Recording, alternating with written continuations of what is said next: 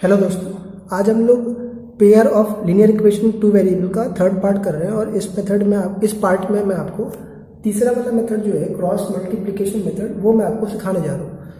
देखिए बच्चे, cross multiplication से पहले मैं आपको एक चीज़ बता दूँ कि जो पेयर ऑफ लीनियर इक्वेशन होता है उसका अगर हम जनरल की फॉर्म की बात करें तो जैसे मैं लिखूँगा आपको 3x + 2y = 5, ये मैंने लिखा, और एक लिखा मैंने 2x - 3y = 11।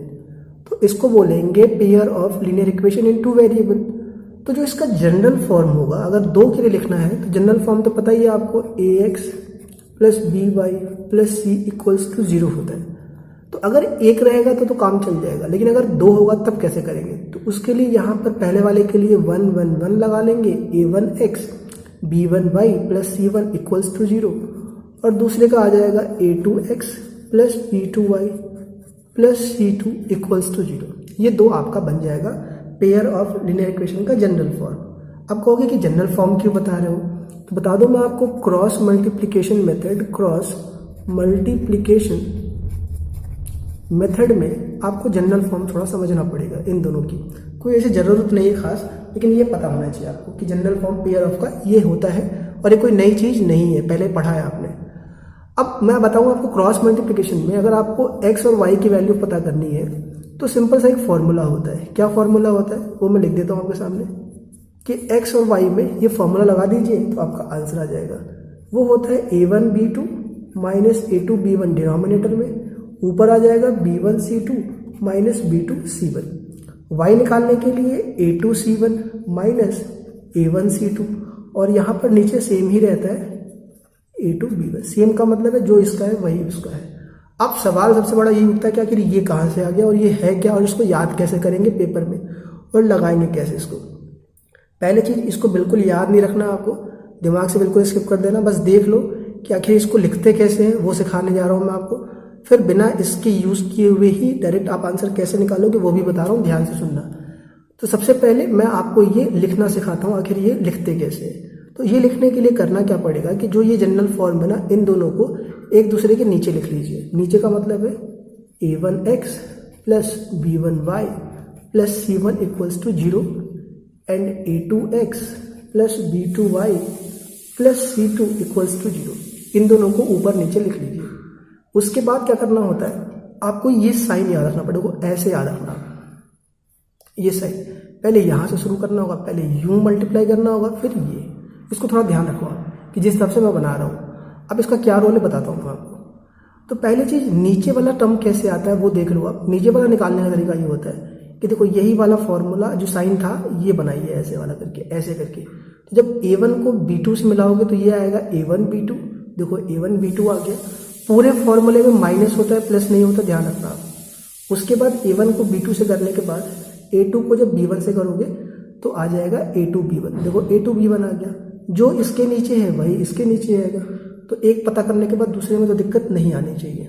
उसके आगे कि ये ऊपर वाला टर्म कैसे आएगा, तो ऊपर वाले का तरीका ये होता है कि अगर आप x निकालने हो तो x वाला फंक्शन ढक लो, x वाली चीज़ जो है उसको ढक लो और y से शुरू करो। तो अगर आप ढक लोगे x की वैल्यू तो y बचेगा आपको। तो सिर्फ उसको देखना आप। मैं 2 पेन का यूज़ कर ले रहा हूँ, ठीक है। इसको देखिएगा ध्यान से। इसको ढक लोगे तो सिर्फ आपको y दिखाई देगा।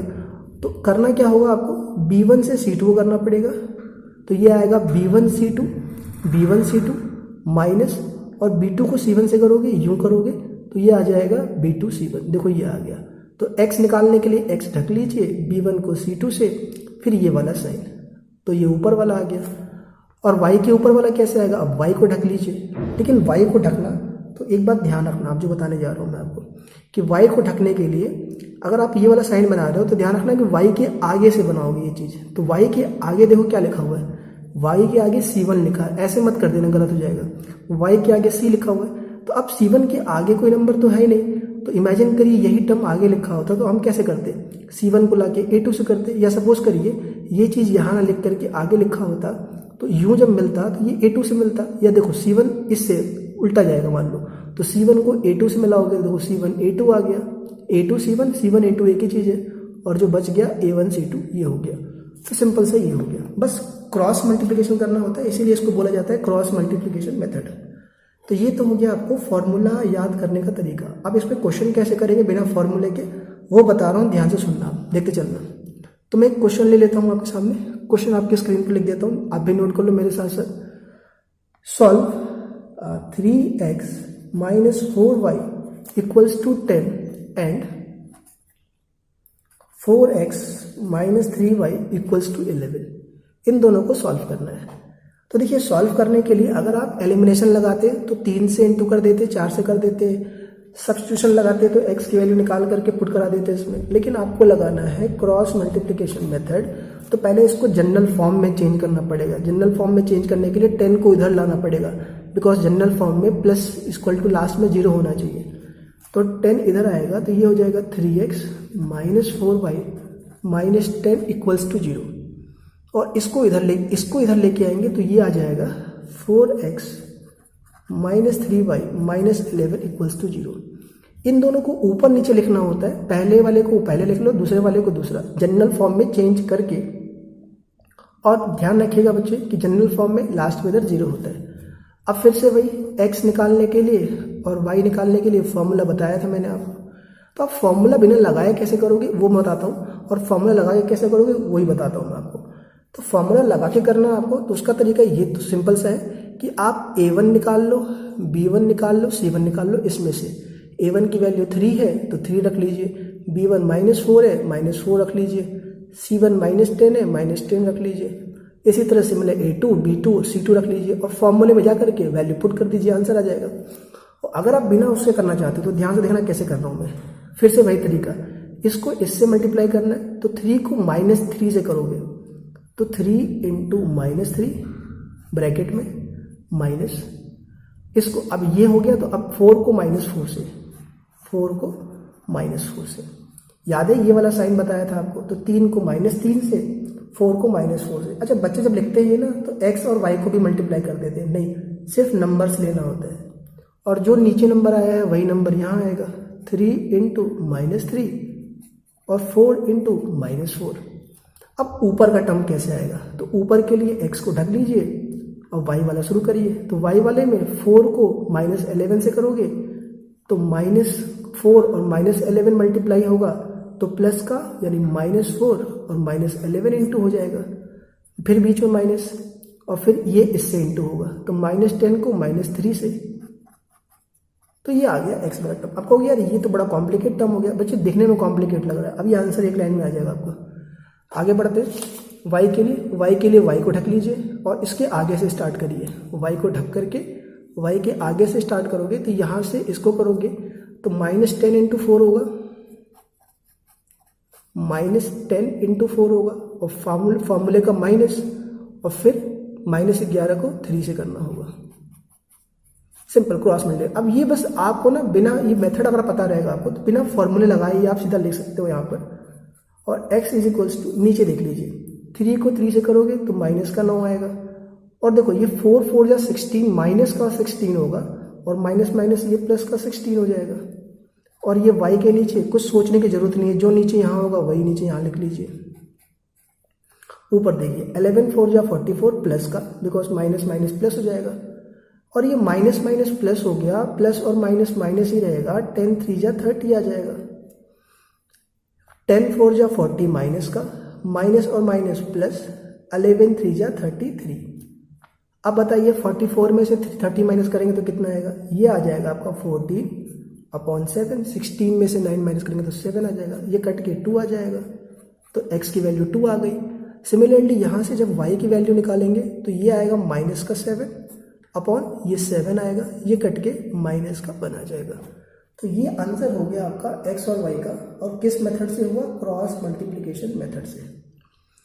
ठीक है, तो ये बच्चे रहा आपका क्रॉस मल्टीप्लिकेशन मेथड। तो इस पर मैंने आपको लॉजिक बता दिया कि फॉर्मूला कैसे बनता है, और बिना फॉर्मूले को यूज़ किए भी आप आंसर कैसे निकाल सकते हो वो भी सिखा दिया मैंने आपको। चलिए मैं एक क्वेश्चन लेने जा रहा हूँ और इस पर, ताकि आपको 2-2 क्वेश्चन हर टाइप के प्रैक्टिस में आ जाए। चलिए एक क्वेश्चन लेते हैं और नोट कर लीजिए आप क्वेश्चन मैं बोल रहा हूँ। सॉल्व 2x माइनस 3y, लिख देता हूँ मैं आपको। Solve 2x is equals to y plus 7 and y बराबर 3x माइनस 11। थोड़ा सा डिफिकल्ट सा लिया ताकि आपको थोड़े डिफिकल्ट वाले भी करने आ जाए। अब इनको सॉल्व करने के लिए कौन सा मेथड लगाना है? Cross multiplication method. अगर बोलेगा तो साफ साफ बोलेगा कि क्रॉस मल्टीप्लिकेशन मेथड से ही इसको सॉल्व करना है। तो फिर क्या करना पड़ेगा? सबसे पहले आपको इनको जनरल फॉर्म में लेके आना पड़ेगा। जनरल फॉर्म के लिए ये दोनों इधर आएगा, ये दोनों भी इधर आएगा। तो पहले लिखिए आप 2x, y इस तरफ आएगा तो माइनस का y, 7 इस तरफ आएगा तो माइनस का 7 इक्वल्स टू 0। जनरल फॉर्म बन गया। जनरल फॉर्म क्या होता है? ax plus by plus c equals to 0। अब आपको इसको इधर लेके आना है सिंपल करने के लिए। तो जब इधर लेके आओगे ना, पहले y नहीं लिखोगे, पहले x लिखोगे। तो जब 3x इधर आएगा तो ये हो जाएगा माइनस का 3x, y को y छोड़ दीजिए प्लस का, और माइनस का 11 इधर आएगा तो प्लस का 11 इक्वल्स टू 0। आप कहोगे यार ये कर क्यों रहे हो? इससे ये फायदा होगा आपका कि आपको x और y की वैल्यू मिल जाएगी, मतलब आपको जनरल फॉर्म कन्वर्ट हो जाएगा और x y इजीली मिल जाएगा। अब आते हैं कि x y निकलेगा कैसे। तो x और y निकालने के लिए मैंने बताया आपको कि कैसे क्रॉस मल्टीप्लिकेशन करते हैं। चलिए सिखाता हूँ मैं आपको। तो नीचे तो सेम आएगा, क्या होता है वो, इसको इससे करेंगे। तो 2 को y से मत करना, y के आगे वाले नंबर से। तो 2 को जब y के आगे 1 से इंटू करेंगे तो 2 इंटू 1 आ जाएगा माइनस, और इसको इससे करेंगे तो -1 को 3 से करेंगे, -3 से, तो ये आ जाएगा। मतलब ऐसे एंड देन ऐसे। क्लियर है? सेम चीज यहां लिखा जाएगा, 2 इंटू 1 माइनस। अच्छा समझ में नहीं आ रहा हो आपको तो a1 b1 c1 आप लिख लो। a1 2 है, b1 -1 है, c1 ये है। और जो मैंने फॉर्मूला बताया आपको उसको बना करके आप उसमें वैल्यू पुट कर दे। थोड़ा टाइम लगता है, इससे आपका सवाल बहुत जल्दी हो जाएगा। इसको आप डालोगे हैबिट में, बहुत जल्दी हो जाएगा। पेपर में आता नहीं, 4-5 सालों में पिछले तो कभी आया नहीं एग्जाम्स में। लेकिन बच्चे आप करिए क्या कि आप समझ के रखिए सारी चीज़ें। कहीं मान लीजिए आपकी जो स्कूल के एग्जाम्स में होते हो उसमें बच्चे आपको ये आ गया तो प्रॉब्लम हो सकती है आपको।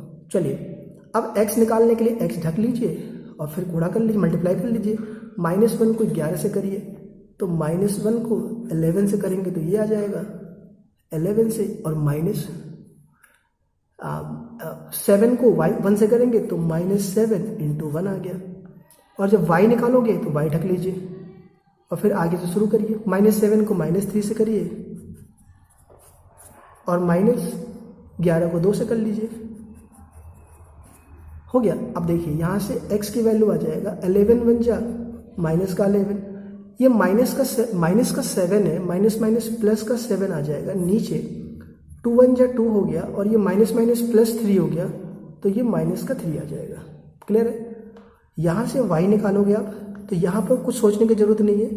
यहाँ पर सीधा आपको ये माइनस, एक मिनट जाइए, जब आप रखोगे यहाँ पर तो 2 1 जा और 3 और माइनस, ये दोनों जगह पर माइनस होगा, ये माइनस मिस हो गया तो ये आ गया। तो यहाँ पर आ जाएगा माइनस का 3। कुछ सोचने की जरूरत नहीं है, नीचे का दोनों सेम होगा। ऊपर देखिए 7 3 जा 21 21 प्लस का 21, माइनस छोड़ दीजिए 11 2 जा 22 आ गया। बस यहाँ से निकाल लीजिए। 11 में से 7 माइनस करेंगे तो 4 माइनस का, नीचे माइनस का 1, ये दोनों कट जाएगा नेगेटिव नेगेटिव, तो x की वैल्यू 4 आ जाएगी। यहाँ से y निकालोगे तो 21 में से 22 माइनस करोगे तो माइनस का 1 बचेगा, नीचे माइनस का 1, ये कट जाएगा। 1 को 1 से डिवाइड करेंगे तो 0 नहीं आता है, 1 आता है। बहुत लोग इसको काट के 0 कर देते, मेजोरिटी बच्चे गलती करते, तो y की वैल्यू 1 आ जाएगा। तो ये आपका आंसर। 0 कब आता है? जब 1 में से 1 माइनस करेंगे तब 0 आता है, डिवाइड करने पर आंसर 1 रहता है। तो ये बच्चे हो गया आपका क्रॉस मल्टीप्लिकेशन मेथड। मैंने जो बताया मेथड या सीख के रखो, मेजोरिटी स्टूडेंट्स मेरे करते हैं एग्जाम्स में, कोई प्रॉब्लम नहीं आती, आपको भी नहीं आएगी। बस आप इस मेथड को समझ रखो, लेकिन दिक्कत आपको नहीं फंसती कि एग्जाम्स में बहुत ही रेयर पूछा जाता है। चलिए, तो ये तीनों मेथड मैंने करा दिए। अब इसके आगे कुछ नया मैं कराऊंगा आपको, तो आप देख लेना। कोई डाउट हो तो कमेंट में लिख देना।